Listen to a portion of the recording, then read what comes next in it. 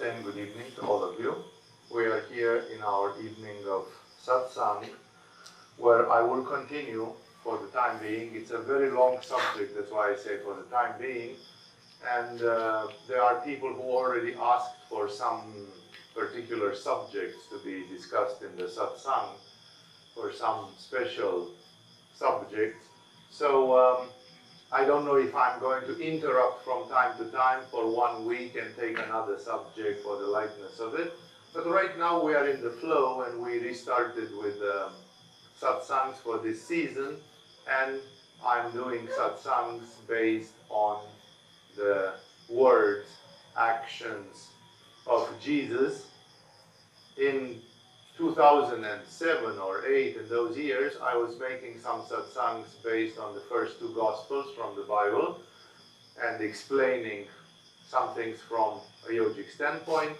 It gave enormous aspiration to people. This one is not pointing at me, so if you could do that, it would help. Just point it right at me, because otherwise it's useless from my standpoint. So yeah, it's fine, it's much better. So, and I was doing, as I said, some more on the words of Jesus, and one of the conclusions of that in the history of Agama was that it generates a lot of clarity and a lot of aspiration and a lot of determination in the souls, in the hearts of people.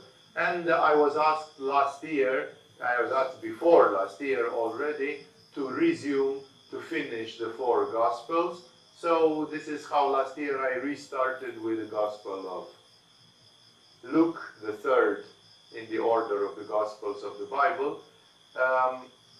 And I am again commenting on the sayings of Jesus and actions of Jesus. The point of it is to give you clarity and aspiration, to show you the unity between the different spiritual traditions, and to try to understand in a yoga way, to try to understand through the prism of the chakras, of the mind, of resonance, of all these things, to try to understand what did Jesus say, why is it true, what kind of cosmic laws does he reveal.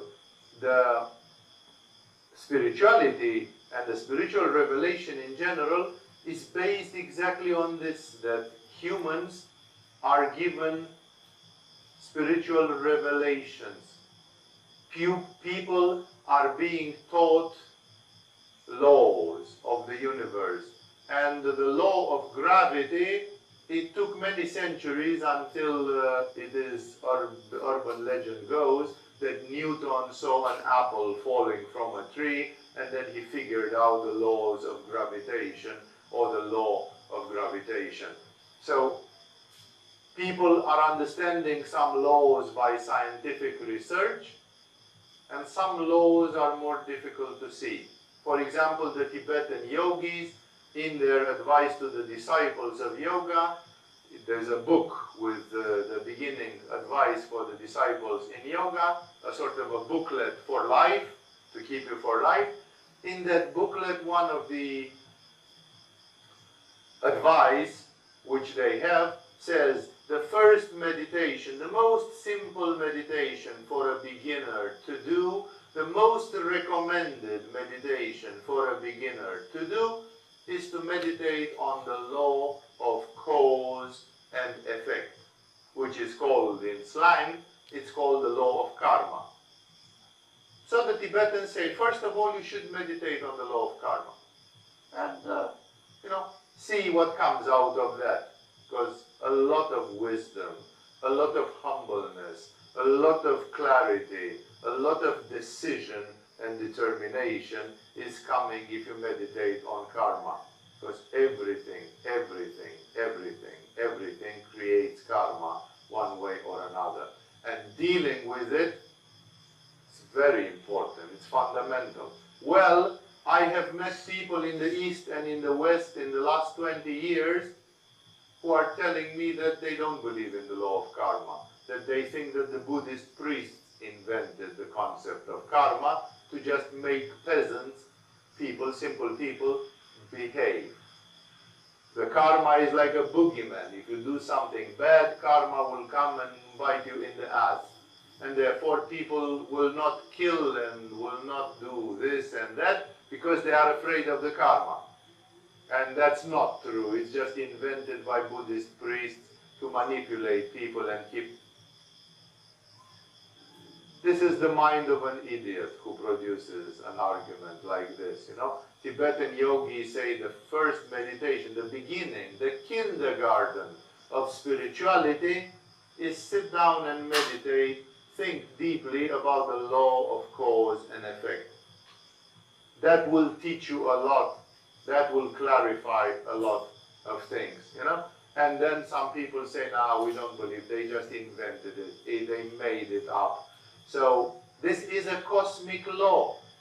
The law of gravitation, everybody intuitively knew that there was a gravitation. But the fact that there is a karma, many people cannot see it, and many people, even when you tell it to them, they cannot accept it. And therefore,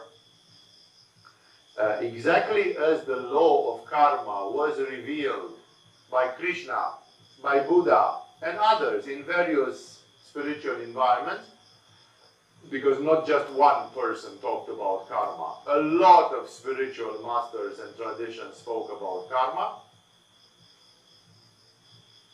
Then we are looking, when we talk about Jesus, at two things.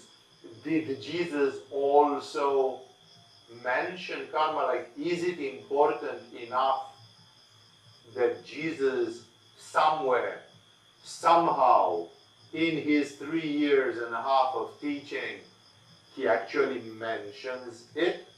Because if the Tibetan yogis say karma is so super important, you know, you have to meditate on karma. It will educate you a lot. And then Jesus, who is supposed to be God and all-knowing and everything, and Jesus speaks for 3 years and he doesn't even mention about the fact that there is a law of action and reaction, that there is a law of cause and effect, then maybe the Tibetans got it wrong. Or maybe Jesus was an incomplete teacher. So then by simple common sense, if the Tibetans give it so much importance, then we should find a reflection of it in the teachings of Jesus. Of course, Jesus will not call it the law of karma, because karma is a Sanskrit word, and you wouldn't expect Jesus in Israel to use a Sanskrit word. So either he had been in India or he had not been in India. You know, he would not use a Sanskrit, a totally alien word in those days. So you would expect that if there is a law of cause and effect, and if it is that important, then Jesus would mention it, even if under a modified form. Like the modified form will be a cultural, ethnic thing. How would you speak to the Jewish, Israeli, Jewish people 2,000 years ago about this topic? How would you describe that? So, please understand that that's one of the essences of spirituality. That's what we do it across traditions. I am not a Christian teacher in the meaning, I'm not a preacher of Christianity or anything. My purpose is to show you how it looks from the standpoint of yoga, because it is there. And the essence of spirituality, as I just said a couple of minutes ago, is exactly the fact that the great teachers, they teach us universal laws. Like Arjuna is asked to fight a sort of a holy war. And he says, how am I going to stand up and kill my cousins? Are you nuts? If I lose, we are screwed. And if I win, I am also screwed. So this is a deadline. I cannot do this thing. And then Krishna sits and gives him the Bhagavad Gita on the battlefield. Just before the battle, says, please everybody wait, this disciple of mine has an unclarity. First I need, and for 1 hour, he gives him the Bhagavad Gita. And he explains to him how it is with karma, what is karma yoga, how to act with detachment, how to act with consecration, what is the real good way of acting for a spiritual human being, and all that. So, Krishna, Buddha, Jesus, they reveal cosmic laws which people don't see so easily. No? So Buddha is telling us which are cosmic laws revealed by Buddha. Well, he starts with the Four Noble Truths. The first noble truth is that there is pain. Stop lying to yourself and soothsaying like, oh, my life is cool. It's not. You are going to get sick. You are going to get old and ugly. You are going to die. If you die, you might go to hell and you don't know what hit you, and so on, because your karma is not good the moment when you die. And therefore, it's like, stop pampering yourself and telling yourself, oh, everything is going to be all right, you know? Like there was a famous television series where the guy was always politically correct American, and he said, everything is going to be all right, and people kept dying, you know. It was not at all right. Everything was terrible, but he kept on assuring everybody, don't worry, everything is going to be all right. You know? So Buddha says, stop saying this nonsense that everything is all right, because it isn't. Life is not as pleasant as you are claiming it to be, and there are lots of problems. So you better realize and then stand up and find a solution. This is a cosmic law. These are cosmic truths, that there is a yin and a yang, that there is an action and a reaction. Some of these laws are very technical, and some of them are very subtle. Like Jesus, just to come to the first which comes in mind with Jesus. Jesus says, with the same measure with whom you measure onto others, with the same measure God is going to measure onto you when your judgment day is coming. Like if you are impatient with other people, like, come on man, faster, do it, then God will also say, come on, faster, you know.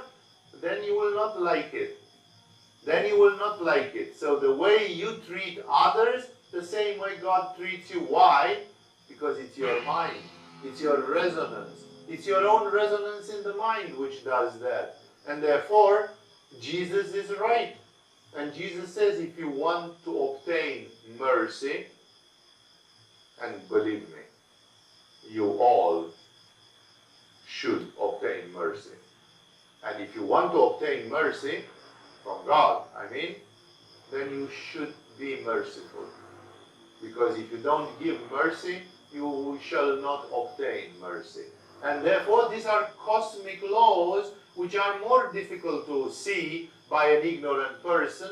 And the spiritual masters, they tell us what's happening after death, how is evolution going on, which are the laws of the universe which govern the evolution of the soul. This is what spirituality is. And Jesus, being a very radical master, being a very powerful presence, not only as a master, but he claiming no less that he is God visiting the earth, then automatically he is describing in 3 years and a half, he is describing a lot of very condensed things to people. And these are the things which, they are not valid only for Christians. They are valid for the yogis as well. They are valid for the Sufis. They are valid for the Buddhists. They are valid for the fundamentalistic Jews. Everybody who has ears to hear should listen and hear, because this is wisdom coming from beyond. If you are a Christian and you hear something which Buddha has to say, it's enriching your Christian life, no? Because it's like, maybe it was not said clearly enough by Jesus or by some Christian saint, but with Buddha, Buddha has hit the nail on its head, has said it really in a sharp way.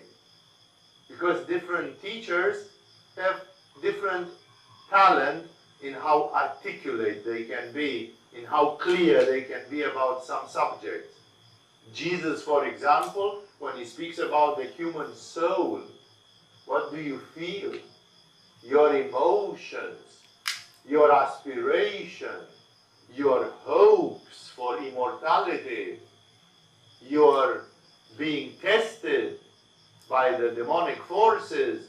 Jesus is very talented when speaking about that. Buddha is, however, talented at other things because he comes from another chakra, in another way. He has a different background. He has had different teachers. He has had different, his environment is different, and therefore Jesus and Buddha, they complete each other. And Krishna also puts a piece of the puzzle, and Milarepa or Rumi or somebody, some other great spiritual presence also shows another facet of the diamond, which is existence, which is reality.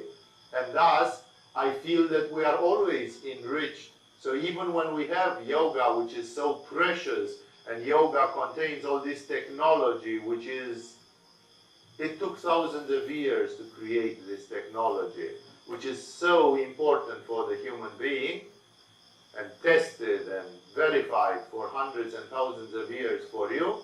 Yoga may sometimes maybe be dry.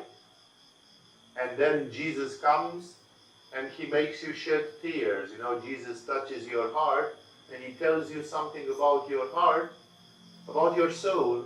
Hey, you are a human being and you have expectations of this and that. And if you don't forgive, you shall not be forgiven. And you are going to fight with your karma like a rat in a labyrinth. You know, you are never going to find a way out simply because you forgot to be loving and forgiving and merciful and this and that. So Jesus brings an extra detail which is very important even for a yogi. Rumi, in one of his poems, Rumi copies Jesus a lot. He loves Jesus and he is a bhakti type of Sufi. Rumi, for example, he says,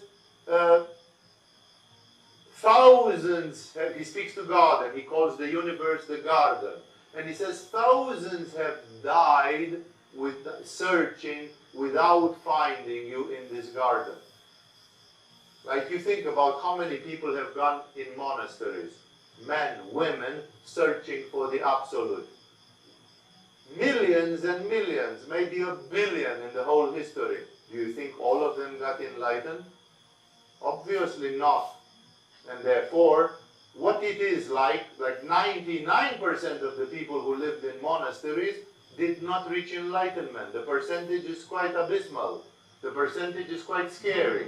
No? And then you are thinking and saying, what is happening if you go in a monastery and you give all your life to Jesus or to Buddha or to someone like that, and then in the end of the life you didn't make it?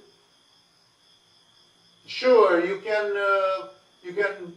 kind of atone yourself, you can kind of calm yourself down by saying, okay, I have done some steps now, I'm not finished. In the next life, hopefully I will again get into a spiritual environment and resume my spiritual practice, and then I will do the second half of my trip in the next life. Now I managed to do half. That's true, that's what Krishna says. But in the end, can you be sure? Do you know? So we have this issue which is scary. Any one of you who did consider or does consider that you want to give your life to God, probably are saying in your mind this: out of 100 people who try, one succeeds. Will I manage to be that one? Or will I be, like, it's pretty scary if I'm not, maybe I should go on Wall Street and trade stocks and make $1 million per day and then be financially, secure for the rest of my life, independent and so on. Like, if I don't do that and I'm sitting there doing I don't know what mantra, and if in the end it was not worth it, like I'm not saying it's not worth it, but that's how you would consider, then it's like a bummer. It's like I invested in a project and in the end I didn't finish that project. So Rumi says, thousands have searched for you in this garden without finding you. Scary, like Rumi says, God is so difficult to find because he's a crafty bastard. is hiding behind the scenes, and there is a lot of Maya, and if you don't go 110% like Ramakrishna, you will not make it to the ultimate reality. And it's like, whoa. And then Rumi gives the solution. But he says, but you are easy to find when you come as a lover. Like Rumi says, if you put your heart chakra into it, if you do a bit of bhakti, if you have Ishvara Pranidhana from your heart, you will not be those 99. You will be that 1 in 100 who does find. So, hey, this is a great teaching. It says spirituality should be accompanied by some anahata chakra.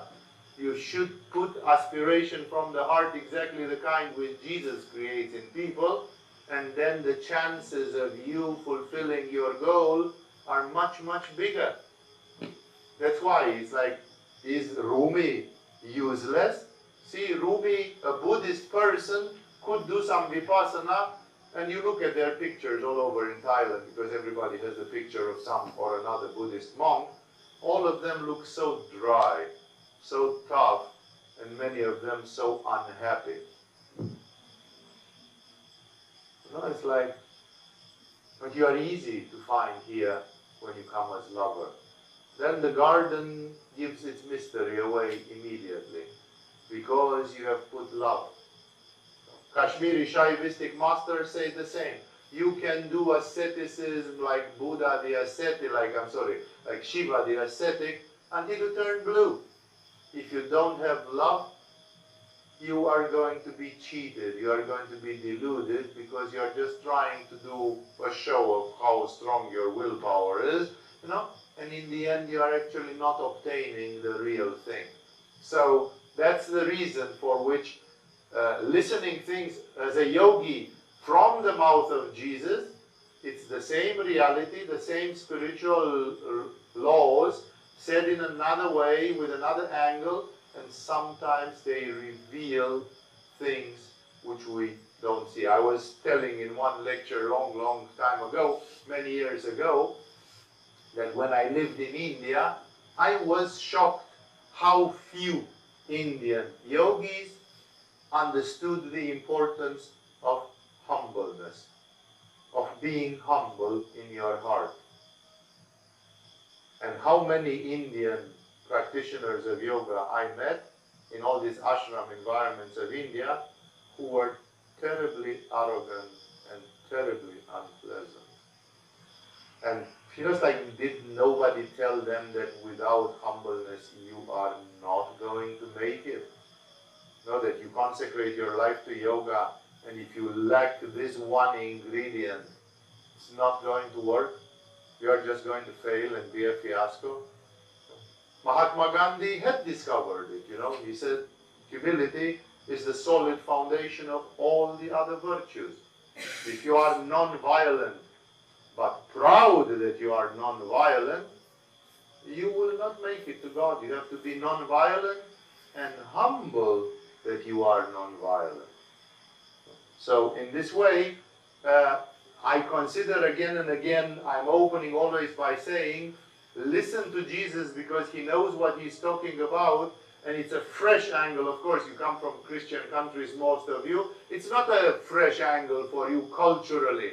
But then when you come to yoga and you listen to Patanjali and you listen to Krishna and Bhagavad Gita and so on, and then you return back to Jesus, then Jesus is suddenly fresh again, because it presents, and things, the pieces of the puzzle are falling together. And it is my experience from years ago that people following these teachings, understanding Jesus in this way, they got very motivated and very turned on spiritually by seeing how things fit. So I came somewhere, for those of you who would follow on a text at home or something, I'm somewhere in the 6th chapter of the Gospel according to Luke, where Jesus suddenly, after a series of events which were very meaningful and related to this, I spoke about that in the previous satsang, suddenly Jesus is coming and gives a special sermon which became so famous that it is quoted in 2 or 3 Gospels, like 2 or 3 out of 4 Gospels, 2 or 3 authors, they quote him as he says that. It was one of the most important sermons or discourses which he gave. And in this discourse, he talks about up till, depending on which Gospel you look in, because the Gospel authors didn't have the memory of an elephant, and some of them wrote from hearsay, like Luke has never met Jesus, and Luke therefore heard the story from Paul, and Paul had never seen Jesus. So he heard it from Peter and the other apostles. So therefore the Gospel of Luke is already third-hand. It's not even second-hand rendering of the event. It's third-hand rendering of events. Heard it from somebody who heard it from somebody who was there when it happened. And thus, of course, it's not always mathematically accurate, but that's even beautiful because it gives another angle, it gives a few other details, and in this way things are completing each other. And this is the famous speech of Jesus about the blessings. And as I said last time, I'm not going to repeat all that thing. Listen there. Jesus is upside down. The world of spirituality is a different thing. Like Ramakrishna said, all the people in my village are interested to have children and houses and money. And I'm not interested in any of those. If I would be asked to live my life without having children, without having money, and without having houses and land and properties, I would. I would. Because I'm not crazy about that. No? So he said, I'm interested in God and I want to sing to God every day. And when people see me going for 10 hours and singing to God, they think this young boy is gaga, you know. He's like, why is he so? He's like a rabies, you know, maybe a dog bit him and he has rabies or something. You know, it's like, what the heck is happening to this young man? So spirituality is like this. Sometimes spiritual people are exactly topsy-turvy. They are upside down. What other people want, they don't. And what other people are not interested, they do want. Sometimes spirituality, the spiritual quest is almost like a mental disease. You know, it's like you are completely the other way around. And last time I remember that I told you, and I feel inspired to repeat it again, you know, because very often in the present circumstances, as the pressures become big, you know, it's exactly the attitude that we have to the world. Somebody was telling to Athanasius, a great Christian mystic, you know, he was telling to him, because he was putting them to shame. He was the one who was there. Also, John the Baptist, he was living in the desert, and the Bible says he was eating grasshoppers and he was eating honey. And people were like, what the fuck is this crazy guy doing out in the desert, you know? And they asked him, what do you want? And he said, I'm the voice crying in the desert, make your way straight. And with Athanasius the same. No, people were shocked, like, this is what it truly means to be Christian? To go in the desert and live in a grave like Athanasius? And somebody told him, Athanasius, the whole world is against you. And then he said, yes, please go back to them and tell them that I am also against them. You know, like I think that their world is a world of deceit, maya, egoism, blindness, evil, darkness. And that's why I live here in the desert, because I want to be alone with God and I'm not interested in the Facebook of those people. The Facebook of those people is just full of shit and they are going to die with it and go to hell together with it. You know, it's like, what's the big deal? Now, I want to do something else. So the spiritual people are saying, Jesus, you see, it starts from Jesus. Jesus is exactly like this. He talks about blessings, and he says, blessed are you when this and this, and he chooses only terrible things. The first one was, blessed are you when you are poor. Nobody really wants to be poor. Only 100,000 idiots want to be poor in this world because they think it's going to be useful to go to God. Everybody else wants to be wealthy, and so on. So, blessed are you when you are poor. And the alternative of it, as I commented last time, is that you can be interpreted as being poor in spirit. like, hey, I don't want to be a bit slow and dumb. I want to be really smart. But the smart people, I can tell you the conclusion of a lifetime. Smart is not really smart. That's why Plotinus, a Greek philosopher, he wrote a big thing which is somewhere in your first level yoga courses as one of those bright thoughts. The real intelligence is the one which separates the real from the unreal and shows you what is eternal. No? Because there are many people who are intelligent and they are sarcastic, atheistic, cynical. They don't believe in God.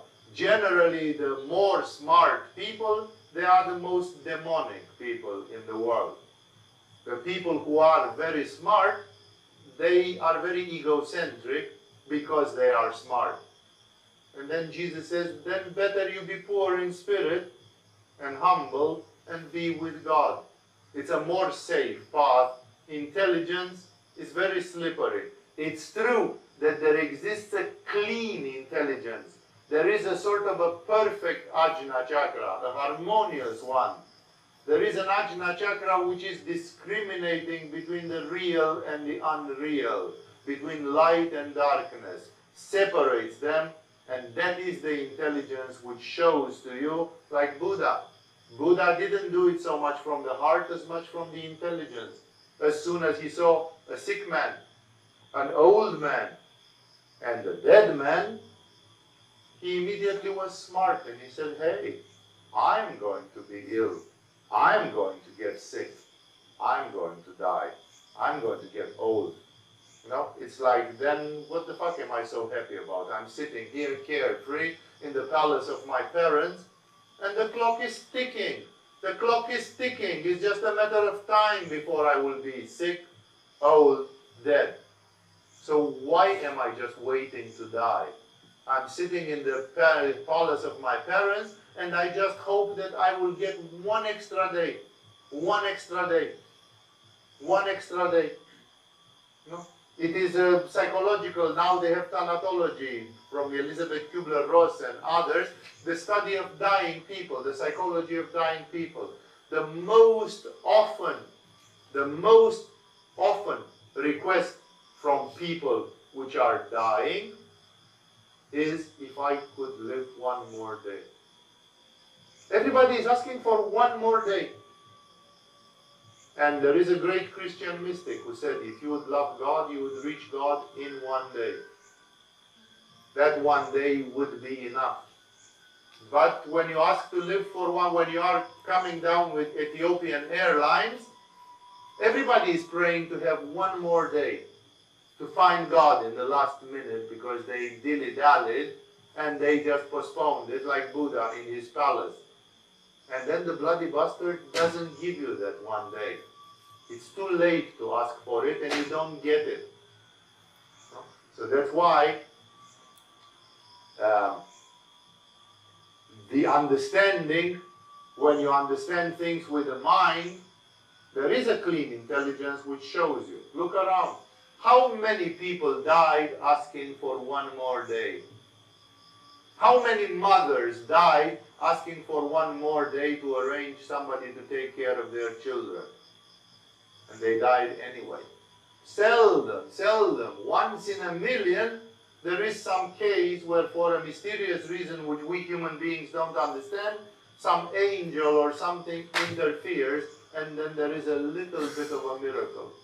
And that miracle is quoted, but nobody quotes the other 999,999 who were praying, were asking, and the miracle did not happen for them.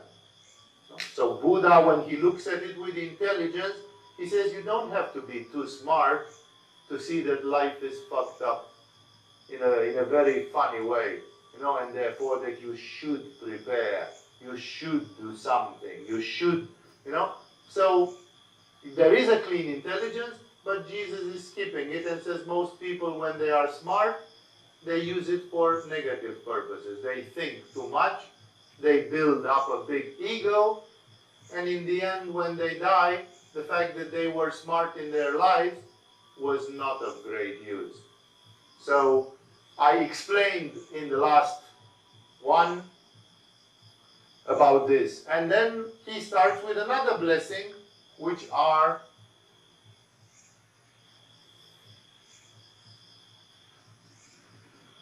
is again telling us another paradoxical thing, another twisted way of thinking. And I see that in the different literature, the order of the blessings is sometimes changed because they are quoted from different Gospels.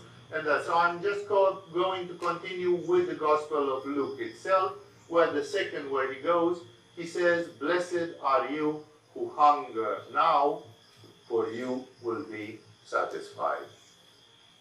This again is multiple understandings, because you are hungering for what?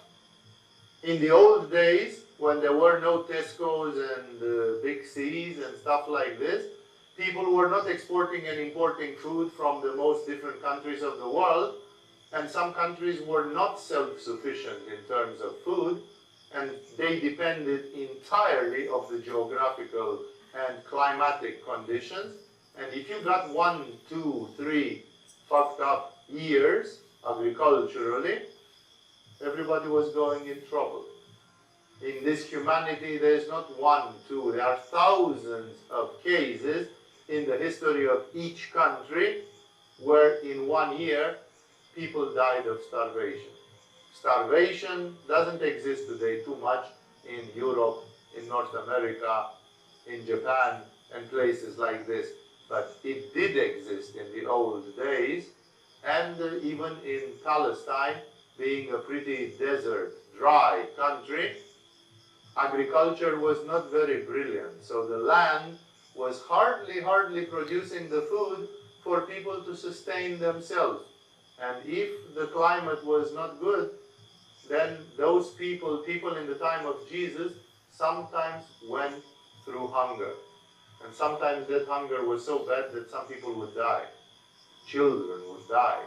Now, even today, it happens in Africa, where civilization has not penetrated completely.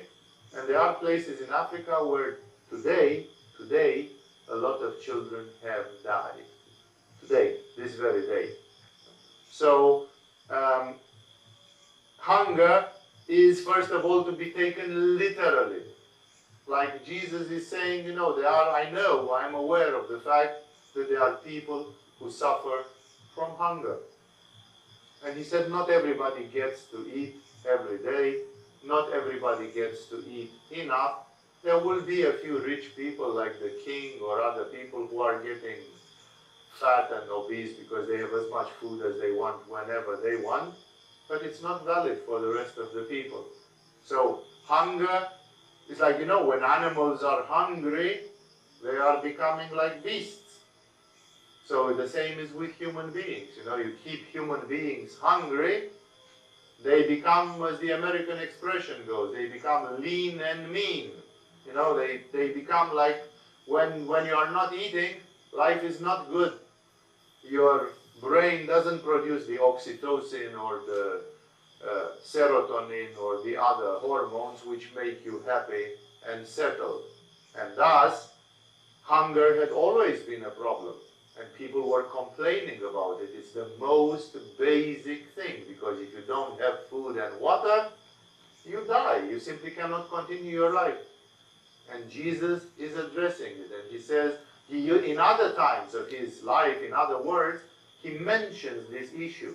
He says sometimes you might want to do something for God, and then you will have no time to eat. But he says people are not feeding themselves only with bread, but also with the Word of God. He says, what if one day you skip dinner, but you have got filled up with wisdom by listening to a discourse, by reading a book, by watching a very spiritually inspiring movie or something like that? Was it worth it to give up your dinner? Skip a meal now and then so that you can put that time and energy into growing up spiritually. Of course it's worth it, because this body that we feed will push the daisies one day. It's a very poor investment to just keep feeding this body. Because you feed it, and one day it will rot and die. So it's like Jesus says, don't pay more attention than it deserves. Do whatever you need to do for the body and invest in your soul. So here he says, blessed you who hunger now, because you will be satisfied. But the question is, how many have been hungry in the history of the world? As I told you, maybe today it doesn't happen so much in the Western culture, but in the history of the world it has happened a lot. And did they all become enlightened? Did they all, is hunger a way to, is Jesus talking about the technology of fasting? Like, okay, you are hungry and you will be satisfied? Maybe there is the third or fourth parallel understanding of this parable. Maybe Jesus is symbolically talking to people because he knew that in front of him there were people who were fasting. It was Friday and they were fasting, and he says, blessed are you who are hungry, because you will be satisfied. You are fasting, and fasting is a form of tapasya, and you are going to get some rewards because you are fasting. You are purifying your nadis, you are detoxing your body, you are improving your health, you are getting some spiritual astralization, you feel your astral body more because you are hungry for 24 hours or 30 hours or something. No? Like you can think in this way that Jesus is literally talking about hunger on purpose, hunger by design, like you are fasting. That's also possible. And he says those who do the tapas of fasting, they shall be satisfied. You are getting something in exchange. In the beautiful book Siddhartha, written by Hermann Hesse puts in the mouth of his character Siddhartha that he's trying to become a man of the society, and they say, you've been living in a monastery, you don't know anything. Well, he says, yes, but I can think, I can wait, and I can fast. This is my power. I can think, like I can visualize my goal. I can wait, like if it doesn't happen tomorrow, it will happen the day after tomorrow. It's okay, I'm patient. And I can fast. Like if in this process I have no food for 2 days, it's not the end of the world. So I can wait for 2 days and fast and maybe bake some food and have something and eat little, and still I will win. He says I am a winner because I can think, I can wait, and I can fast. While other people will say, oh my God, what a tragedy. Today I didn't even have money to eat something. Stop complaining and fast. Do it. Simply say, even if somebody does come and give me food, I shall not take it anymore. Because I just decided that now for 24 hours I fast. That's exactly like when people decide to fast and people come and offer them food exactly in that day. It's exactly like when people decide to quit tobacco and people offer them cigarettes for free exactly when they try to quit tobacco. No? It's a tapas. It becomes a tapas. People say, yeah, but you didn't have food anyway. Yeah, but I could have tried to go steal some food. I could have tried to go to beg some food. But you know what? I did not steal. I did not beg. I did not try to get a coconut from a coconut tree or something. I just decided, you know what? Instead of being tormented by all these things, today I will fast. I will fast, and that's it. And even if I get food, I'm not going to touch it. It becomes from a victim mentality, it becomes a manipuristic mentality of somebody who does tapasya. And says, okay, if you want to, I didn't have food today. You know what, I'm going to fast for 3 days. Just for the heck of it, just to go through the roof with it. No? Then you are not a victim. Then you are taking charge psychologically. So it's a very important thing. So Jesus may mean fasting, but Jesus also may mean hunger on a social level. Like some people are hungering because they are poor, they don't have enough resources. And Jesus is telling them, you think that your life is miserable. Imagine somebody, maybe today again in Europe, in America it's less. But imagine that you are talking to a person who has been poor and hungry for all their life. That person is 40 years old, and for 40 years he goes around and he says, I'm rock bottom, you know, I am low life. I am at the lower end of the society, and I'm hungry, and you know, I'm miserable, and this makes him make all sorts of compromises and so on, and he's sad. And Jesus says, maybe it's a blessing in disguise. You are hungry, but because of this, by the law of cause and effect, by the law of action and reaction, you're just going to get something much better. It's exactly like you've got 100 units to be given to you, and only 5 have been given to you. There are still 95 waiting for you potentially somewhere. And if you don't eat now, you shall eat in the world of spirit later.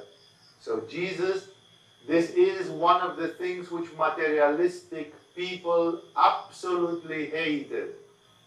The fact that Jesus, and they don't give it to Jesus. They feel that they cannot attack Jesus. Some do, but those are more rare. They are mad at religion. They say, oh, we don't know if Jesus said that. They probably falsified it. Probably he never said it. Probably he never even existed, this Jesus guy. And then these religious people, they said to all the hungry people who were under their rulership now, they said, blessed you when you are hungry, for you'll be satisfied. Which means if you don't eat now, you will be compensated in the afterlife. There will be a spiritual reward for that. And in this way, you keep the hungry people under control. You manipulate them. You keep the hungry people happy with the promise of some bullshit in the future, because it's bullshit. These people, the people who hear this and they cannot take it, are exactly the people who cannot have the faith. Like your mind, the monkey mind, would do anything to say, Jesus said, blessed are you who hunger now, for you will be satisfied. Defense. Jesus never said that. They modified it. Defense. Jesus even didn't exist. Jesus is a figment of imagination. Some religious assholes wrote this 300, 400, 500 years later to just manipulate the masses and make them accept hunger, make them accept their poor status. Like, what is this? This is lack of faith. Like some people say, Jesus said, if you close your eyes and focus in the third eye, like Krishna said, you are going to get out of this samsara. And some people say, I believe it. That's what Krishna said. That's Kriya Yoga. That's Raja Yoga. Go in the third eye. Some people, when they hear some spiritual advice, they click. They believe. These are the people who mysteriously have the power to believe. And so many Hollywood movies you might have seen, and so much literature is because one of the tragedies of the modern society, especially in the 19th century and 20th century, and the 21st century is even worse, is that people have lost their faith. People cannot believe. And the people who are incapable to believe, they hate the people that believe. They go mad, they go rabid, they say, I don't know how you can still believe in that shit, I feel like I want to tear your head off. This is not because the belief is wrong, it's because they are handicapped, they are invalid. It's exactly like a man without legs who hates the man who have legs and who are running and enjoying the use of their legs. And he says, how can you walk? No, because look at me. No. The people who have no faith, they are in a deadlock. The lack of faith is ultimately a very bad spiritual karma. You know, karma can be physical, social, sexual, financial, and of many other types, and there is a spiritual karma. This is the bad spiritual karma. No? Like In Tibet, they mention the 10 crimes which are the worst spiritual crimes which a person can imagine. One of them is to make two spiritual schools, like branches of Tibetan Buddhism, for example, to fight with each other. To start a religious war between two sects is a crime which makes that after you die, you are going to have a ton of bad spiritual karma. How will that manifest? In the next life, you are going to be born as a person without faith. And as much as your mother, father, friend try to put something into you, you're going to say, I'm incapable to believe in this shit. It's all bullshit. Don't give me, no, you are all stupid and so on. I don't know how we can believe in Jesus. The unfortunate truth is that the people who say this and feel this, they don't go to hell. They already are in hell. Their life is hell psychologically, because there is no light in the end of the tunnel, there is no hope, there is no nothing, and they live in a world which is miserable and very, very frightening. This is the spiritual karma. The spiritual karma simply makes you blind to some things. You simply cannot see or understand some things. In the recent events with Agama, you've seen how many people have been afflicted by negative spiritual karma. Suddenly their mind just shut from one day to the next. One day they went one way, the next day they were 180 degrees on that. So that's why some people will refuse. Did Jesus really say, blessed you who are hungry? If you believe it, then you start exploring the meanings of it. What did Jesus want to say? But the first reaction is that no, Jesus couldn't have said that. My faith, my own, tells me that he did. But there is no scientific way in which I can demonstrate to you that he did. But I just see that it fits with the cosmic laws as they have been announced by Krishna, Buddha, and other great spirits of this planet. And that's why it's even possible to see metaphysically that Jesus... And then people say, yeah, but it was not Jesus, because Jesus didn't even exist.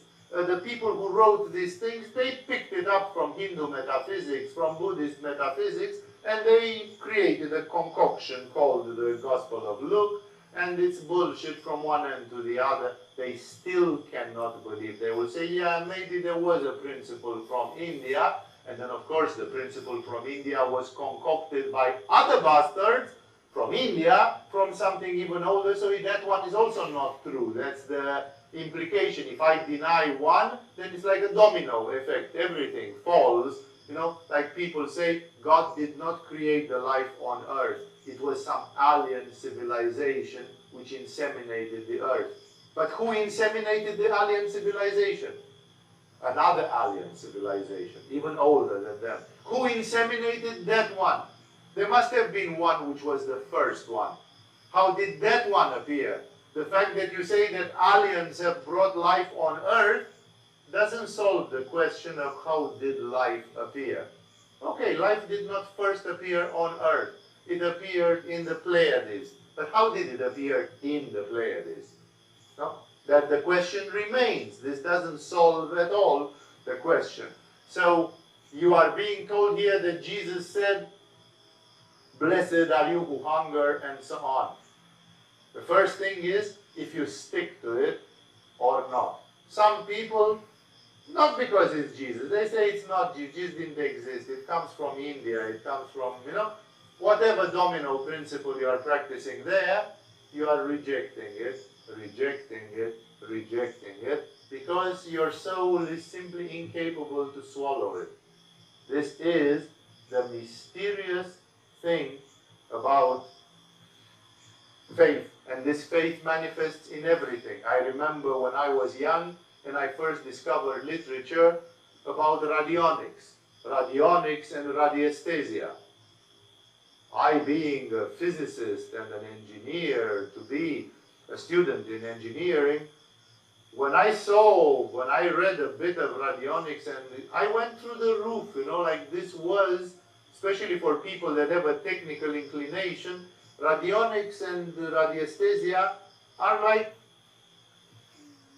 amazing is a very small word to use for it. They are the science of the future. I read first of all about it in a book which was called actually Future Science, written by some famous parapsychologist. And then I didn't have time. There was a story where I took a chapter from that book and I was supposed to translate it from English to my native language, and I didn't have time, and I gave it to a friend who was interested in yoga as well. And somebody said, this guy is going to misuse this knowledge. You know, it's like, why did you give it to him? He's not a clean person. Like we knew him. A couple of us knew him, and we knew he was a man with let's put it in a yogic way, with a dirty Manipura chakra. He was a person with some not very clean intentions. Declares, you know, that was how he was, you know. And then I said, okay, but maybe then he will not be able to believe what is written in that book, because even parapsychology, people do not believe in it. We watched a movie, again, maybe it comes in the Agama movie club, you know, about a parapsychological experiment in Los Angeles with a woman possessed by a spirit and so on. And people from the parapsychology department of that university, they could see it crystal clear.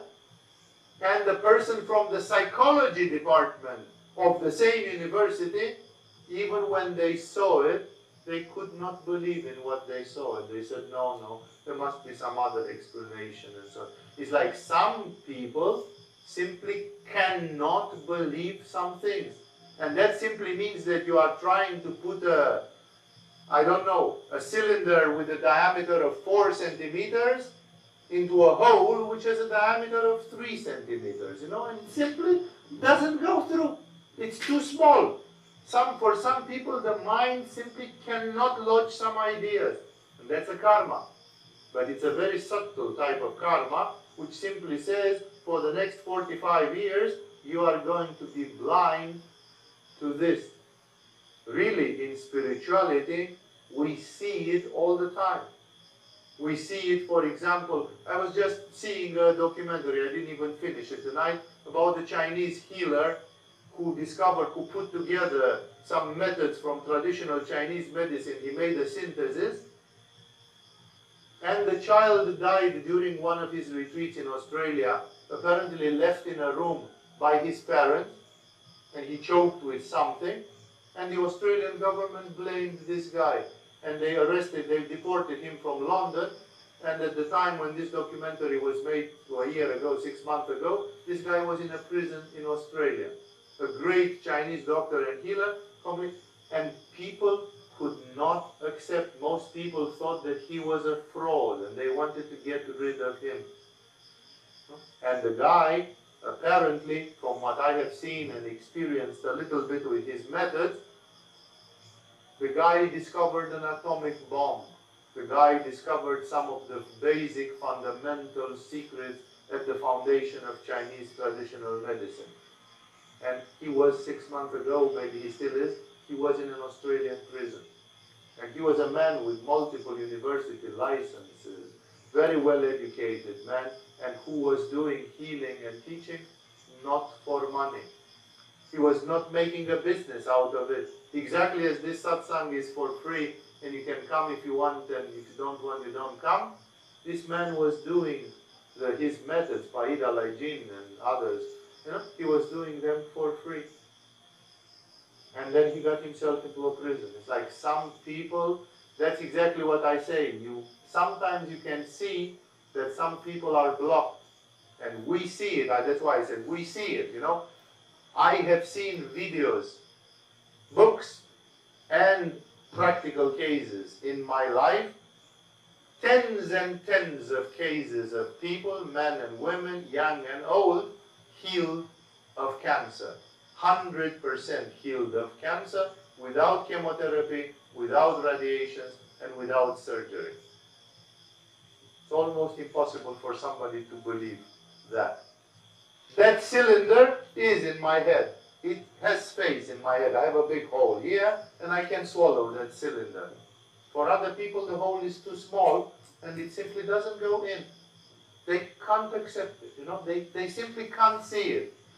So we in spirituality, we see a lot of blockages that some people, their mind is open and they can immediately understand some things. And if Buddha said a wise thing, people say, hey, I'm going to live my life according to what Buddha said.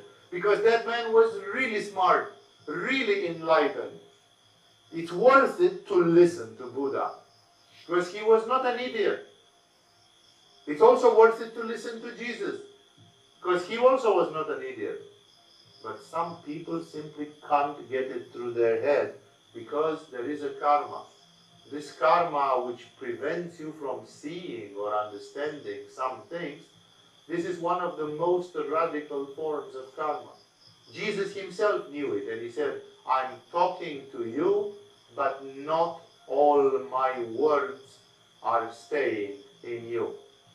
Like Jesus spoke to people, they heard it, it went out through the other ear, and they forgot it. And then when something happened in their life, they didn't remember, 5 years ago, I heard this guy called Jesus who recommended do like this. And they did something stupid because they couldn't remember. It didn't stay with them. They didn't pay attention. They didn't have the faith, like saying, okay, if I heard Buddha say that, or if I heard Krishna say that, for me, it becomes law in my life. Like somebody who says, I decided not to kill animals unless it's necessary, and therefore I want to be vegetarian. And then 20 years later, he or she is no longer vegetarian. Like, what the fuck did happen with your understanding? Like 20 years ago, you were crystal clear about what vegetarianism means from a karmic standpoint, and this and that. And then suddenly, this blindness, it's like a blindness where you cannot see. And that's why when you read this, most people organically, they don't want to listen to it because Jesus is preaching hunger, which is one of the most basically horrifying things. Like it's one of the most ancestral fears in the collective subconscious mind, that at some point we might get hungry and die. And Jesus is praising it. Either he speaks about fasting, or he speaks about social hunger. Hey, some people are hungry because they have a very small plot of land, they don't produce enough food, they are poor, they are socially not powerful, sometimes they are reduced to some very low nutrition. And Jesus says, consider yourself blessed, because you are going to be compensated. There is going to be a compensation. People cannot believe in this compensation. People say, sure, the church has been very smart. It kept people oppressed and hungry, promising them treasures after they die. Fuck, it's like you can't believe in such a thing. What if it's true? What if it is true? That's why I say, think profoundly about these things and try to understand. And of course, there is the third meaning, which is the spiritual meaning, in which Jesus says, blessed are you who hunger now. Hunger now for what? Like people are sitting in front of Jesus more intensely than you are sitting in front of me, because Jesus is like shining and he simply says, I'm God. The door to the kingdom of heaven is right here in front of you. I am the gate through which you can, like he is really wired up. I am a tame spiritual speaker compared to Jesus, right? Because Jesus is bringing it up to an acute level, to such an acute level that people tell him, I know that you could bring back Lazarus, and then he brings back Lazarus after 4 days. in the 4th day after his death, when he's rotten and stinking already. No? So it's like Jesus is completely on, and the reaction of people, imagine how people were in front of such a man who was there, shining like that, and they knew this man can click fingers and a dead man can come up like this in a second. You know, like, whoa! You know, it's like people must have been shuddering and shivering in front of Jesus, you know, like when they knew that this man could manufacture 5,000 pieces of bread and 5,000 pieces of fish like this, you know, and feed a whole crowd. You know, like, where's the limit then? You know? So Jesus was a presence which it's hard for you to imagine what kind of quiver this man was given. And this fanatic man, this absolute man, this divine man sits in here and says, "Blessed are you who hunger now." What are people hungering when they tremble? My friend Sahajananda, he calls it the tremor of the heart. That when you are awakened, your heart starts shivering and you are about to start crying, because this is your Ishvara Pranidhana, this is your spiritual aspiration exploding. It's like a tsunami that swells in your heart, and you are like, whoa, the heavens are opening now. You know, this is it. And Jesus, therefore, he talks to them metaphorically. He doesn't also speak about physical hunger. Maybe there were some people who were hungry, and they said, we're following this hippie who gives preaches, and we forgot to eat today. We haven't been in a village to buy ourselves a piece of bread, and we are here. We have been 16 hours with this crazy guy. Now he is preaching, and then he's telling them, bless those who hunger. Like you've hungered, waiting for me to come to the satsang and talk to you. Blessed are you because you hunger, because later you are going to be fulfilled. If you hunger, waiting for a spiritual master, like you are waiting for the Dalai Lama, right? And he is much more difficult to wait, because it takes more hours to meet with the Dalai Lama. You're waiting for the Dalai Lama and you're hungry, and he tells you, blessed are you who hunger for meeting me, and may you be fulfilled. You know, like, may this mean that you have earned some spiritual merit. May this sacrifice which you made, may it give you some spiritual merit. No, like, it's like a spiritual test. Would you wait for the Dalai Lama if you had to wait for 6 hours? If you would wait for 6 hours, then you have a bonus. You have a prize, because it's like you pass a test. You want the presence of the Dalai Lama so much that you can even wait and be hungry for 6 hours, and it doesn't matter. We are anytime do that sacrifice. So Jesus, on one hand, he can mention again physical hunger, but not on a social level. Like, blessed are you who are hungry because you are poor, and but don't worry, because you can be complete enlightened beings. Sometimes hungry people have become more enlightened. Definitely they are more healthy. You know, there's a famous experiment in nutrition which simply says that they took lab rats, guinea pigs, whatever. They took laboratory animals, rats, and they fed them half of the daily necessary. They had two groups. Rats fed normally, and rats fed half. And of course, the ones which were half, they were always hungry and always skinny. Guess what? The skinny ones lived 2 times more. Their lifespan was 2 times longer. So when you make yourself fat, you kill yourself at the same time. It's like, no, if you keep yourself skinny, even the health is going 2 times better. So Jesus says, blessed you who are hungry, because you don't know what virtues are hidden in this hunger. Maybe because you are hungry, you think more about God. Maybe because you are hungry, you are more humble in your daily life. Maybe because you are hungry, you are a bit more sensitive to energies and to the invisible planes of the universe. Maybe because you are hungry, there are other psychological compensations, and then you start feeling bliss in prayer. When you do prayer, then you feel bliss. and other people feel bliss when they stuff their faces. No? So maybe you replace it with something else. So Jesus is right, there is a psychological compensation, and Jesus says, blessed are you who hunger now, for you will be satisfied. And he means about a lot of things. Fasting, social hunger, hunger because of the event which was just happening then, and people had to make some sacrifices to attend that event. He was on the field somewhere between villages in a wild place, and people were not comfortable and all that. And last but not least, people are listening to God.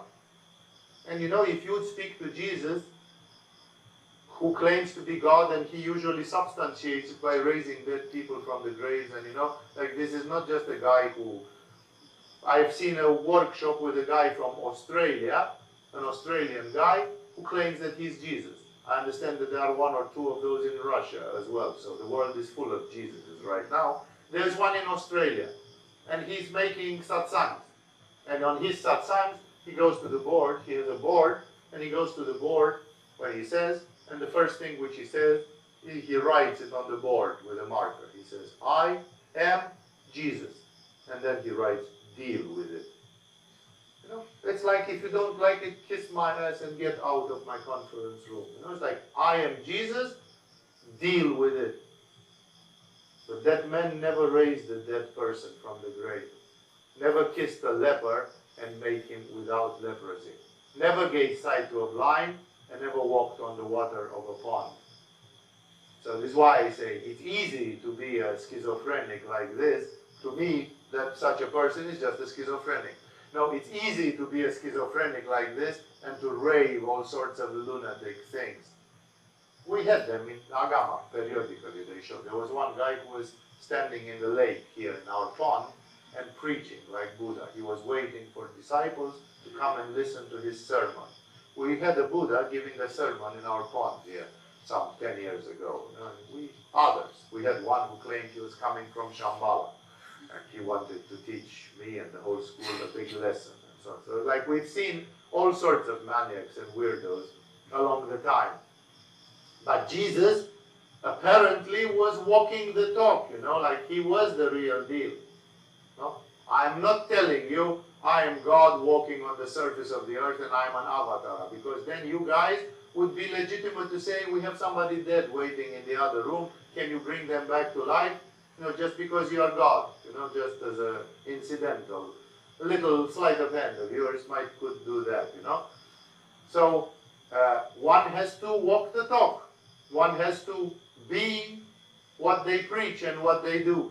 And therefore, imagine if you'd be, and it's almost impossible to imagine, if you'd be in front of Jesus, like all your hopes, like God has materialized in a human body. And now you look in the eyes of a dude, you look in the eyes of a guy, and you also know that this guy is probably God. So you are talking like usually God doesn't answer to you. But now God sits in a body in front of you, and you can talk to God. God might even answer to you if you ask a question.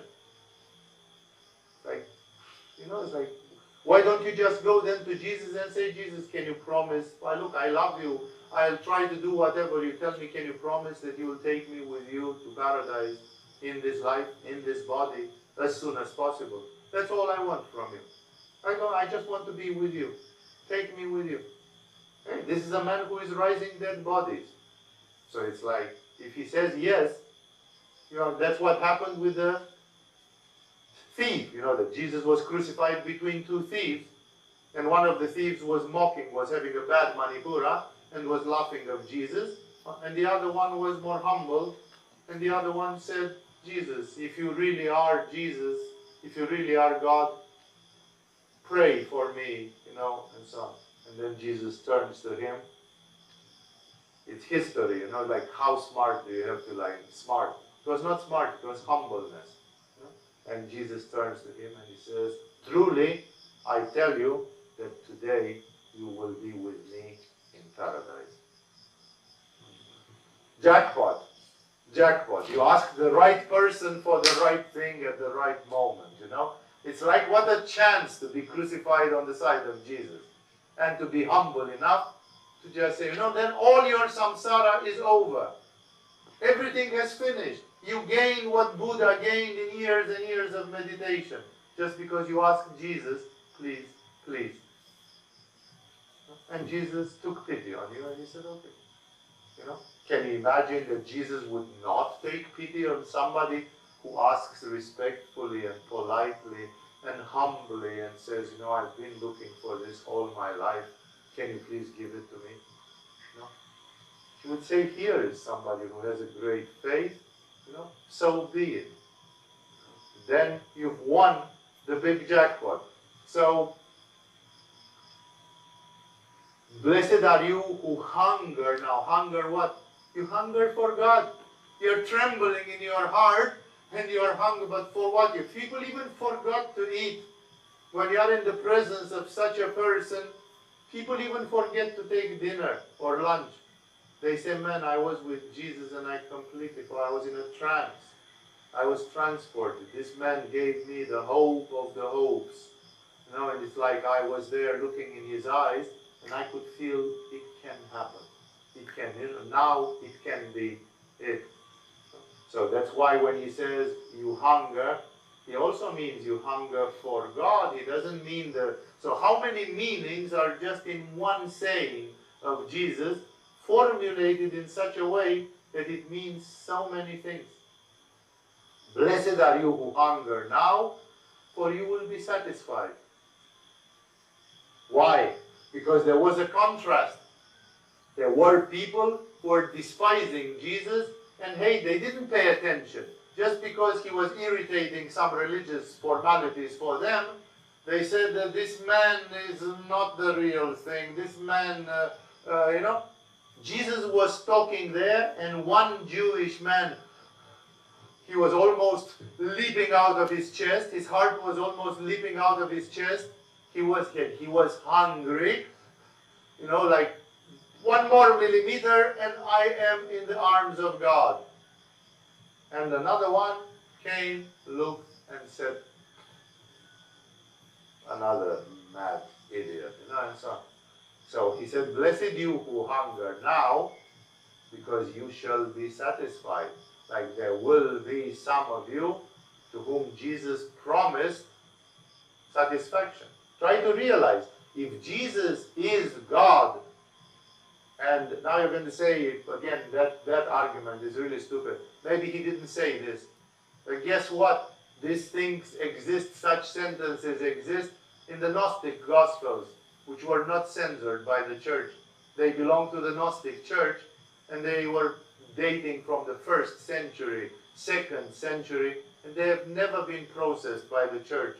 They are documents which went around in history, and they were discovered in the 20th century, like the Dead Sea Scrolls, the Nag Hammadi Library, and the Gospel of the 12 Apostles, and others, which are apocryphal Christian literature, like the Vatican and the official Christian church says, we don't know. Those is apocryphal literature. Might be true, might not be true. We don't have any evidence. We know that this one is true. This one, So it's like, then in the apocryphal literature there will be no blessings. But in the Gospels from the Apocrypha, like the Gospel of Thomas and others, Jesus says the same thing. So actually, we know that 99.99% Jesus said exactly these things. So you see, he is turning the world upside down. He says, blessed if you are hungry. Nobody likes to be hungry. But he says, blessed if you are hungry, because you will be satisfied. Later, there comes a reward. Most people cannot believe in this.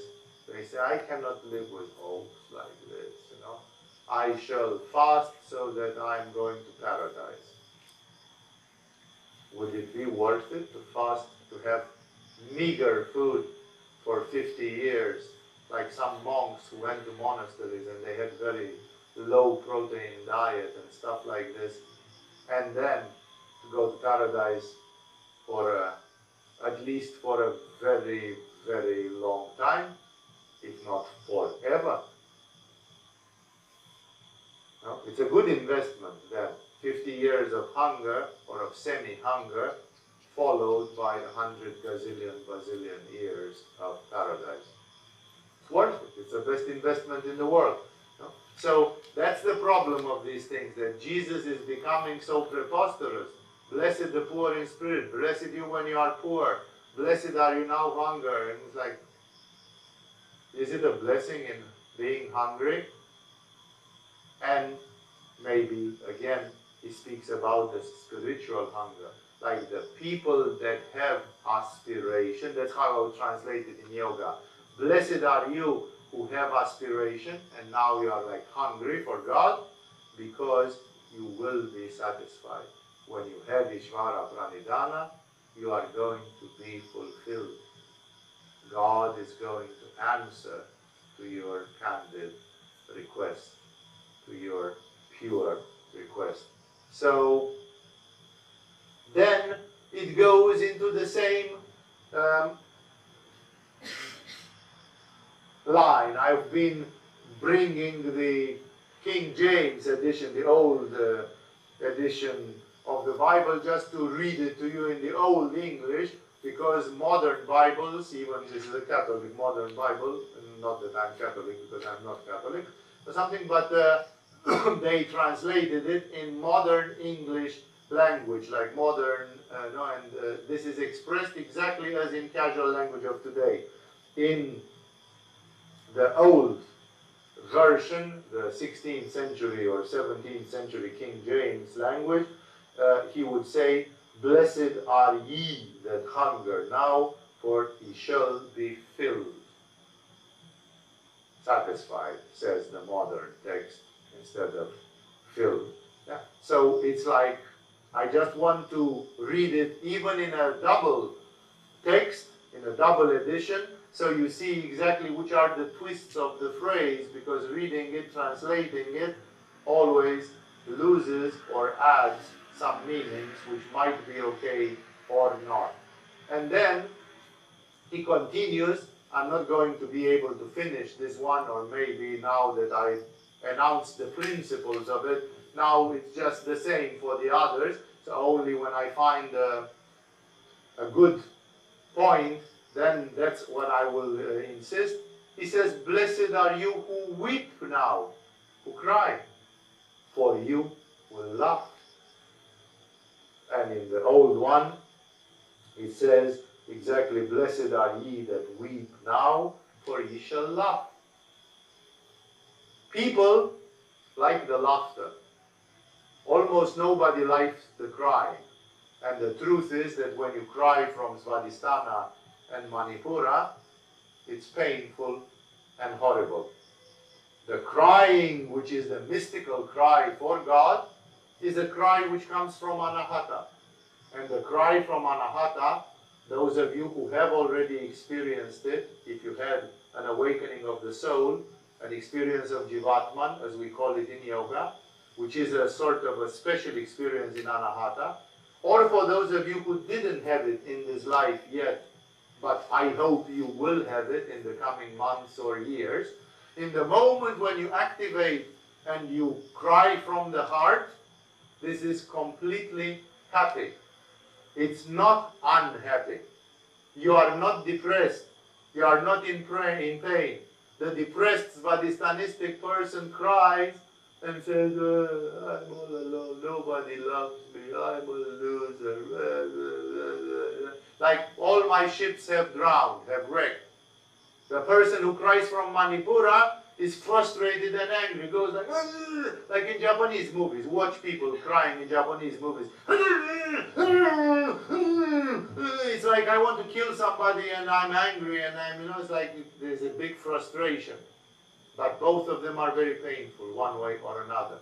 In Anahata, the crying in Anahata is the mystical crying, and that's why here Jesus is again using a multiple entendre, because a part of it, the one which first comes to me, is the fact that Jesus speaks about a mystical experience. In the art of prayer, which came in Christianity after Jesus, due to Jesus, via Jesus, in the art of prayer, there is an Eastern tradition of prayer which is called the prayer of the heart, which is arguably, I think so, probably, it is probably the strongest form of prayer created by Christianity. It's the method of prayer which is kind of really, really going deep. Prayer of the heart. It's a method which was finalized in the 15th century. By the 15th century it had reached its final form, and it's a whole technology of how to pray. If you want, you can Google prayer of the heart and find out more about it. So back to our story. In the prayer is called the prayer of the heart, but it's like prayer of the heart is the goal. Because first you have the prayer of the lips, and then you have the prayer of the mind. And the prayer of the mind means that you read a prayer or you use a monotonous prayer, like a formula, or you read long prayers as well, and your mind attaches, because people normally would go and say Om Namah Shivaya, Om Namah Shivaya, Om Namah Shivaya, or something, Allah Akbar, Allahu Akbar, Allahu Akbar, or something, and they will not think about what they say. So that's not even prayer of the mind, because your mind does not participate. You don't understand. If you say, Lord Jesus Christ, Son of God, have mercy on me, a sinner, then you have to understand, to mean in your mind what you say. Not to think about shopping to Tesco after you finish your prayer. So that's the prayer of the mind, and it's already difficult. And then, one person in 100 reaches to the prayer of the heart. And the prayer of the heart means that when you say it, not only that you understand it and follow it, but you feel it, you live it out. Even emotionally and experientially and existentially, it happens in you. When you say, you say. The prayer of the heart is usually recognized by a very simple, not simple at all, phenomenon. It's called the gift of tears, which means when you enter in your heart, you have an awakening of Jivatma in your Krit chakra, and you start crying your heart out, sometimes for hours, non-stop. And it's not hysterical crying from Svadhisthana, it's not depressive, it's not angry or contracted. It is peaceful and endlessly grateful, and it is associated by a sort of a twisted ecstasy. You know, it's like you are in ecstasy and you don't know how to love God more, to express your gratitude for this infinite thing which is happening to you right there. And it's like, and at the same time you cry, there is a softness which is incredible and which goes on non-stop, non-stop. And it's very peaceful, so that the prayer can continue and continue and continue. That's why when Jesus says, blessed are those of you that weep, one of the more hidden meanings is blessed are those of you that weep when they pray, that reach to the prayer of the heart, that have the gift of tears. Most people pray and they would never shed a tear because they are not humble, they don't believe, they don't feel, their kundalini is not moving, they are not into it. Prayer is a sort of a discussion with God for them. It's not. In the moment when it happens, it's like, wow, you know, it's endless. You know, that's why you cannot do long prayers and long discourses. You know, then it's prayer. It can be done also from Manipura in some ways. There is a wonderful scene in the movie which I recommend that we see in the school.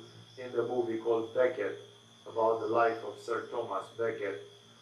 And he makes a prayer on Manipura, the prayer of a knight, the prayer of a soldier of God who prays to God for it. It's, you know, I saw this movie many years ago together with a woman who was very deep in Christian mysticism, was practicing the prayer of the heart enormously, you know, and she obtained amazing results from it, you know. And we saw this movie, and then she looked at me and she said, you know, I was thinking this movie will not teach me much and so on. He said, but she said, I have to. This, even in a Hollywood movie, even by Richard Barton is playing Saint Thomas Becket, even in a Hollywood movie and so on, the guy did it so well, he went so well into the role, so fanatically, you know. Richard Barton was a Scorpio and he could really be fanatic like this, no? And he goes, and this woman, who by the way was also a Scorpio, no, she says, that's prayer. That's prayer. Now that is real prayer. That's what prayer is, indeed. You know, what that man did had the exact spirit of prayer. So back to our story. That's why I'm encouraging to see that movie, because you can see that scene and it will inspire you. So back to our story. Here Jesus clearly says, blessed are those of you who weep. Hey, this weeping can be superficial. Like, I'm weeping because my mother just died and I loved her very much, and I'm sad. For 2 weeks I'm sad. And Jesus passed through my village and I went to see Jesus because I'm interested in what he has to say, but I'm weeping. I'm in a depressed mood. And Jesus said, blessed are you who are weeping, for you shall be fulfilled, for you shall be comforted, you shall be satisfied, as I read in this text. So it can be also for this. There is always a compensation. What is bad is not always bad. I often mention in some lectures that crazy story of the Chinese farmer. There is a story in which every 2 lines things are going up and down and up and down and up and down. And every time when you think it's going to go up, it's going down. And every time when you think it's going down, it's going up. Like one of the things which I remember, the guy one day, he breaks his leg. And he is very sad. And then the next day, the army of the emperor passes through the village, and they take all the young up men to be soldiers in the army. They conscript them. And they don't take him because he has a broken leg. And they can't use him for anything. And later, all the young men from the village are dead in a battle. So actually the fact that he broke his leg saved his life. So he said, happy are those who weep today because you broke your leg, because tomorrow you are going to dance with joy, because breaking your leg was the best thing that could happen to you. Milarepa, in the end of his life, he said, I'm grateful to the people who killed my father and humiliated my mother, because if they wouldn't have done that, I would have been just a miserable peasant somewhere in Tibet. But because they did those things, I went into extremes, and eventually I found my enlightenment. I found my liberation. So those people, by creating hell in my life, they actually stimulated me to search for my liberation. So he said, they are like my gurus. They pushed me more in my life than my Guru Marpa pushed me. So that's why I say, no, Jesus is right. When you look philosophically, you say, happy are those who weep now, for they shall be filled. But it's the same with the hunger.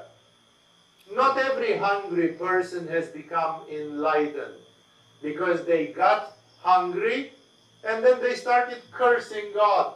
Fuck God, fuck all this life, look how I'm living, what a miserable creation life is. Whoever created this universe is an idiot, I should never have been born. What is all this pain and all this sadness? I wish I was never born. You know, like people take it bad and they react negatively. And Jesus says you have to try to find the positive side in being hungry, and then you are going to be fulfilled. And you have to find the positive side in weeping. How many people have wept and have been miserable? And eventually, did they have been fulfilled, satisfied? Like, to be satisfied in the meaning of Jesus is to have the Holy Spirit, to be in bliss. That's the only satisfaction which resists. Ecstasy, ananda. Because otherwise, if somebody gives you 3 candies, then 5 days later, you don't have the candies anymore, and the misery is back. And on top of that, you might get some caries in your teeth because of the sugar. You know, so it's like we're not talking about satisfying your senses. When he says you are going to be satisfied, it means your soul is going to be fulfilled. You are going to be fulfilled spiritually, you know. But how many people have cried and have been miserable, and they died miserable and depressed and frustrated and unfulfilled? Because those people never, you see what Jesus says? He says, think like God. Give everything to God. When you are poor, be poor for God. When you are hungry, be hungry for God. This is Ishvara Pranidhana, remember. Yeah? It's like, it's not enough to be non-violent and truthful and this. It matters why you are non-violent and truthful and you do Brahmacharya. The same here. Jesus doesn't say everybody who is poor will reach God. Everybody who is hungry will be in ecstasy. Everybody who cries today will receive ecstasy. No. Most of them will not, because they forget to consecrate it to God. They say, if I am sad, let me at least be sad for God. You know, like via God, with God. Like I'm hungry. Okay, I'm hungry, and then you know what? I transform my hunger into an offering to God. If I'm hungry anyway, can I please consecrate this day of fasting to you, O Ganesha? So I'm fasting for Ganesha, you know. Somebody says, you are a hypocrite because you didn't have food. I didn't have food, but as I told you, I could have found a job. I could have begged. I could have stolen. I could have asked a friend. But I did not. I simply gave it to Ganesha. I said, I'm hungry anyway.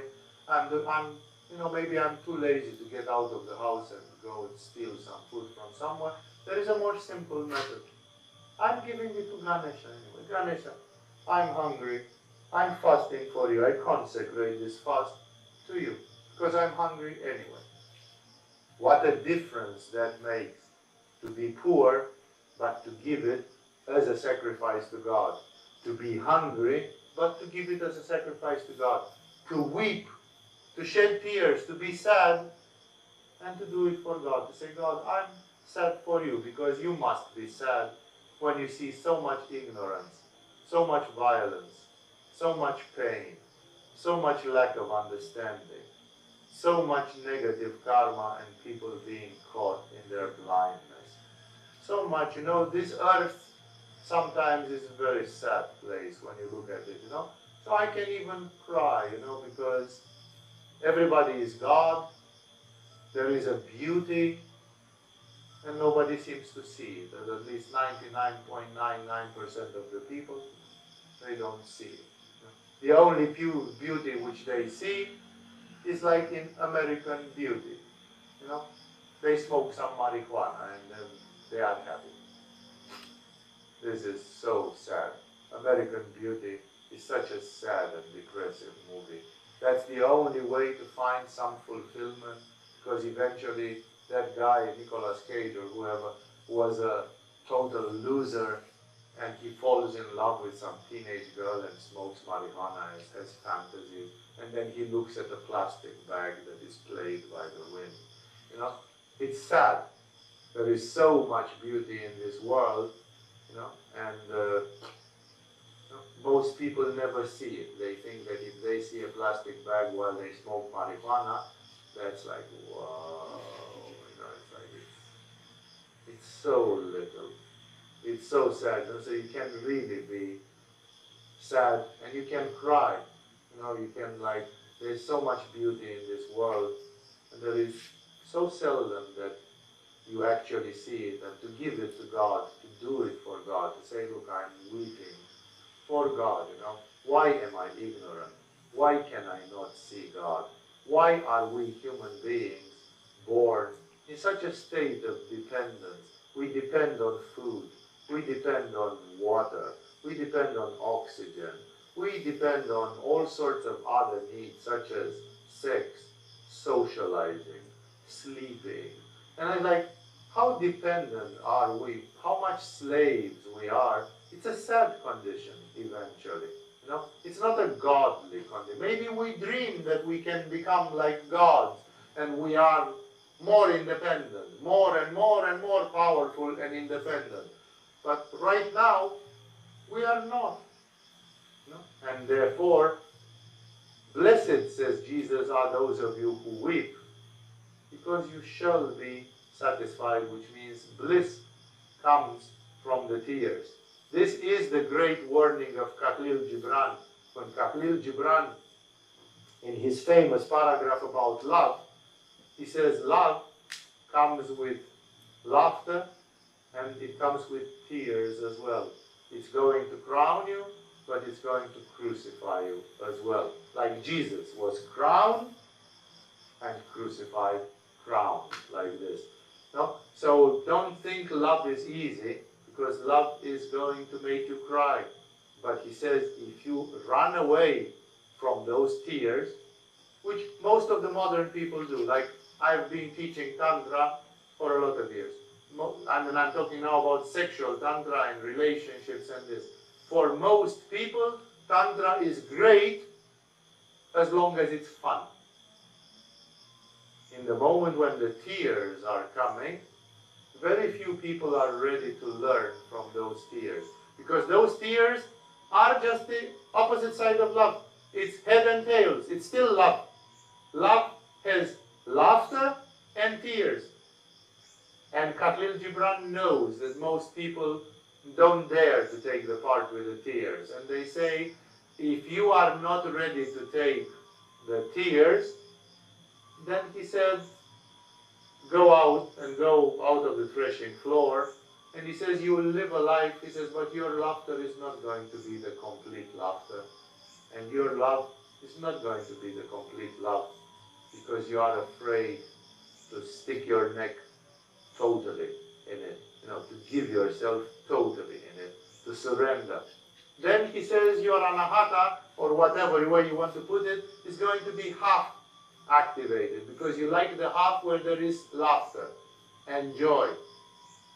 But you don't realize that in the anahata of God, look at the life of Jesus, because he is archetypal. Half of his life is joy, he's raising the dead and materializing food from heaven, and then his crucifixion and all the persecution and this, it's a tragedy. It's a tragic thing which happened. It's the same love of God, which half of it is laughter and mirth, and half of it is tears and tragedy. God loves us with laughter and with tears. Some of what human beings do, a human being takes a vow, a spiritual vow, and says, I shall fast, or I shall control my sexual energy, and even the gods are applauding in heaven, and the masters of Shambhala are happy, and God is smiling. And then some people make war and murder and blasphemy and darkness, and God is weeping, because Jesus came and showed you the way, and a million other masters came and showed the way, and the human beings are still imbeciles, and they don't see the point. So of course, there is a tragedy. The history of humanity is half joy, and there is a half tragedy, and they are both the two sides of one and the same coin. So when you take one, you take the other. Like life and death.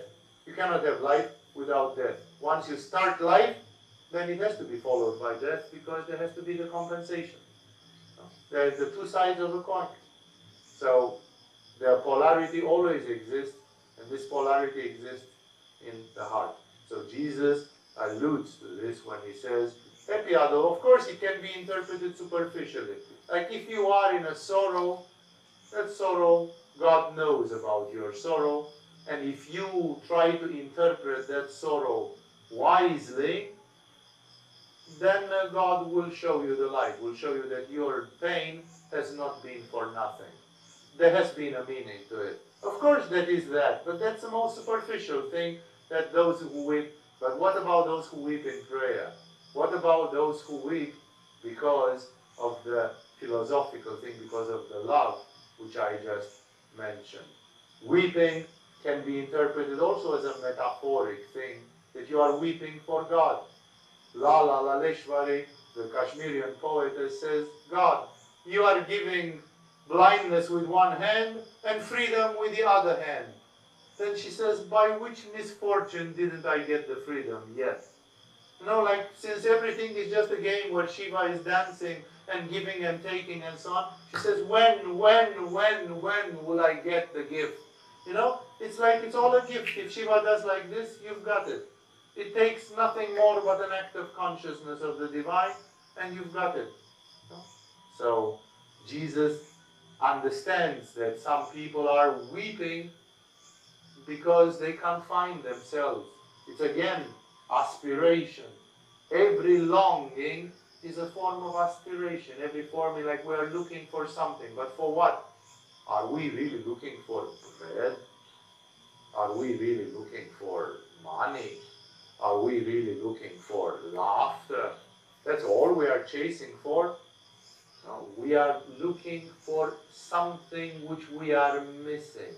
We are looking for the missing piece of the puzzle. And the missing piece of the puzzle is that consciousness of I am that discovery, that I am, that enlightenment.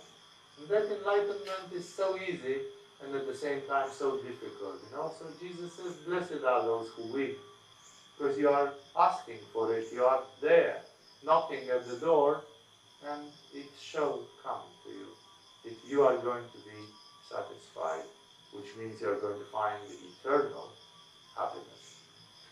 So I will continue next time. There are, if I remember, 3 or 4 more blessings. The whole list is of 9 blessings, but Luke is quoting only 5 or 6 or 7 of them, because he heard about this famous discourse of Jesus, but probably he didn't hear completely. So he wrote down what he got out of it. As I said, there are several versions of it which complete each other. So let us stop for now. You got some things tonight. This discourse of Jesus is so famous because he's turning the world upside down. He says everything thinks it's bad to be poor, not if you are poor for God. Everybody thinks it's bad to be stupid, not if you are a simpleton of God, like the reluctant saying. So everybody thinks it's bad to be hungry, but if you are hungry in the name of God, then things become a different story. And nobody wants to go into the weeping, but sometimes weeping is the way of discovering God. Remember, in the prayer of the heart, this is exactly what's happening. People are opening up, and they can cry not for hours, for days, for weeks, for months, they can cry. It is said about, just to conclude this with tears, it is said about the Apostle Peter that, you know, they became enlightened 49 days after Jesus resurrected. Like 49 days after Easter, there is this famous party when they make carnivals in many cities, which is called the Pentecost. And the Pentecost is the day when the 12 apostles became enlightened. They replaced Judah with another one, so they were again 12. And those 12, they became enlightened. 9 o'clock in the morning or something, they were already, whoa, just going nuts. And people thought that they were drunk. And then there is this famous story when they talked in foreign languages. They were in samadhi. And then Peter became like fully aware. And just 49 days before, he had betrayed Jesus. Not betrayed bad like Judas, but betrayed Jesus, like people said, you are also a disciple. And he said, no, no, no, no, I don't know you, I don't know him. But like he was a coward, he was a worm, and he didn't like it. And when he reached to this consciousness, then he was awakened, and he looked back and he said, what an animal, what a miserable, cowardly creature I have been. You know, that even my master, I didn't stood by my own master, you know. I didn't protect him. I didn't say, yes, this man is innocent. This man is not like, I just, you know, like, so many things are similar, so many things in history have happened exactly similar to that. And then Peter remained in this state. And the unofficial story of the church, of the Christian church, says that from that day until he died, Peter every day cried non-stop. Not violently, not Japanese cry. You know, they cried like tears were flowing on his cheeks. And they say that he cried so much that he had marks on his cheeks because of the tears flowing constantly. The skin was, he had a wrinkle where the tears were going. Because he cried like for 40 years, for 30 years, he cried non-stop. And then when he was about to be crucified, then he was a different man. And you know, most of you know the story, that when Peter got crucified, he said, you want to crucify me? Like Jesus? He said, I am a worm. I do not deserve to die. It would be a glory for me if you'd crucify me. I don't deserve to die of the death of which Jesus died. It's too much of an honor you're doing to me. And the Roman soldiers, hearing this, they said, okay, if you're a crazy old bastard, we can do something worse. And they crucified him upside down to make it more horrible, to like really push the envelope. Peter was crucified upside down. Now he had the courage. Now he didn't say, oh, I didn't know Jesus. And he was not a worm anymore. But to stay in this consciousness, he cried 30 years every day. So this crying from the heart is not a depression, it's a glory, it's a spiritual glory, and it's something which comes from the awakened soul of the human being. More about this as we talk in other satsangs. Thank you all for resisting to a long one, and I came a bit late as well. I will see you in the next activities here in